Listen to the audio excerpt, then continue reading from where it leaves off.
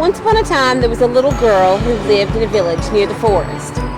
Whenever she went out, she wore a red cloak, so everyone in the village called her Little Red Riding Hood. One morning, Little Red Riding Hood asked her mother if she could go visit her grandmother, as it had been a while since they'd seen each other. "That's a good idea," her mother said. So they packed a nice basket for Little Red Riding Hood to take to her grandmother. When the basket was ready, the little girl put on her red cloak and kissed her mother goodbye.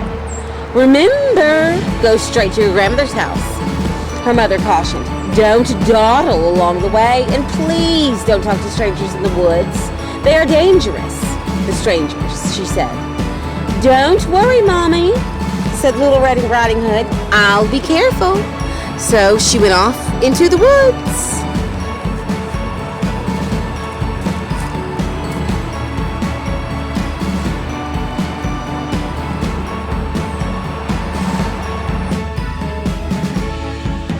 But when Little Red Riding Hood noticed some lovely flowers in the woods, she forgot her promise to her mother.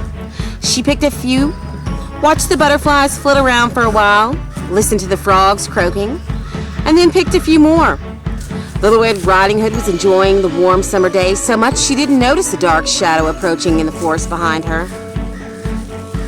Suddenly, a wolf appeared beside her. "What are you doing here, little girl?" the wolf asked in his voice as friendly as he could muster. "I'm on my way to see my grandmother, who lives in the forest near the brook," Little Red Riding Hood replied. Then she realized how late she was, quickly excused herself, rushing down the path to grandmother's house.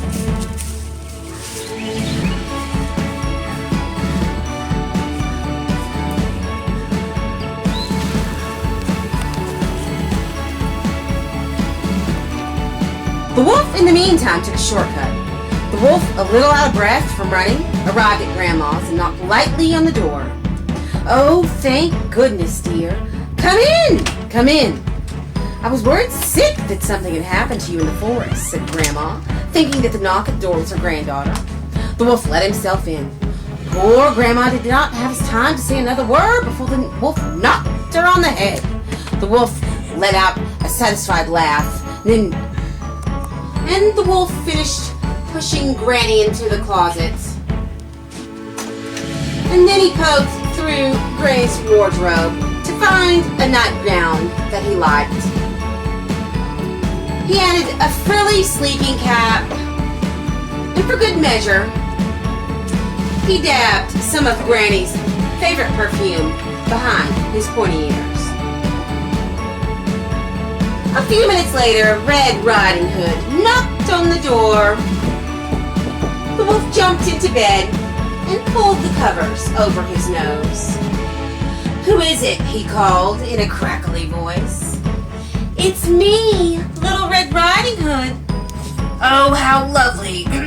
Do come in, my dear," croaked the wolf. When Little Red Riding Hood entered the little cottage, she could scarcely recognize her grandmother. "Grandmother, your voice sounds so odd. Is there something the matter?" she asked. "Oh, I just have a touch of the cold," squeaked the wolf, adding a cough at the end to prove the point. "But Grandmother, what big ears you have," said Little Red Riding Hood as she edged closer to the bed. "The better to hear you with, my dear," replied the wolf.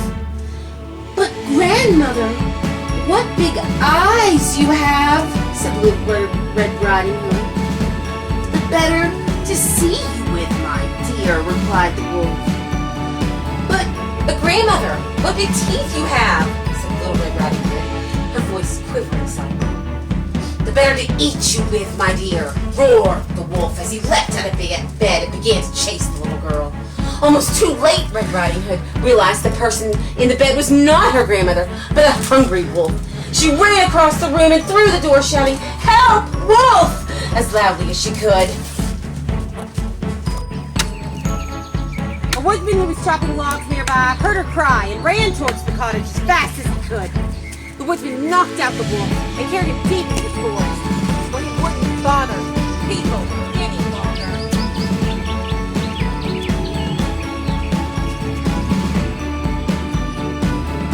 "Oh, Grandma, I was so scared, sobbed Little Red Riding Hood.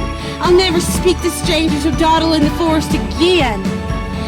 There, there, child, you learned an important lesson. Thank goodness you shouted loud enough for the woodsmen to hear you. Little Red Riding Hood and her grandmother had a nice lunch and a long chat.